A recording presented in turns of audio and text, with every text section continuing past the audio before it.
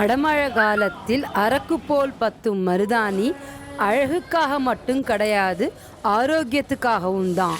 மாமி, அம்மா ஏன் மாமி தாம்பூலனாலே மருதாணி மருதாணி எடுத்து வைக்க சொல்கிறா? மருதாணி ரொம்ப விசேஷகரமான மங்கள திரவியம். மருதாணி வச்சு கொடுத்தா ஒரு உருண்டை தங்கம் கொடுத்தா மாதிரி, ஓகேவா? ஒரு உருண்டை கோல்டு வச்சு கொடுத்தா என்ன புண்ணியமோ, மருதாணி ஒருத்தருக்கு வச்சு கொடுத்தா அந்த புண்ணியம்.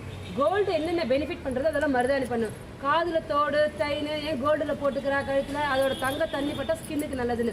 அதே மாதிரி மருதாணி இட்டுக்கிறதுனால நகை இந்த இடத்துல இப்படி மருதாணி இட்டுக்கிறதுல நகை சொத்தை காலுக்கு கையில் நகை சொத்தை வராமல் இருக்கும். இது இந்த மாதிரி உருண்டை மருதாணி வச்சுட்டோம்னா அது 5 மணி நேரம் 6 மணி நேரம் ஆகும் கலர் வரத்துக்கு. அதுக்குள்ளேயும் அது உடம்புல இருக்கிற ஹீட்டை தணிக்கும். சயின்டிஃபிக்காக ப்ரூவ் ஆயிருக்கு ஸ்ட்ரெஸ் ரிலீஃப் ஆகுதுன்னு சொல்லி. ஸ்கின்னுக்கு ரொம்பவே நல்லதான். ஸ்கின்ல எந்த விதமான டிசீஸ் வராமல் இருக்கிறதுக்கு மருதாணி சப்போர்ட் பண்ணுறது, அதுவும் சயின்டிஃபிக்காக ப்ரூவ் ஆயிருக்கு.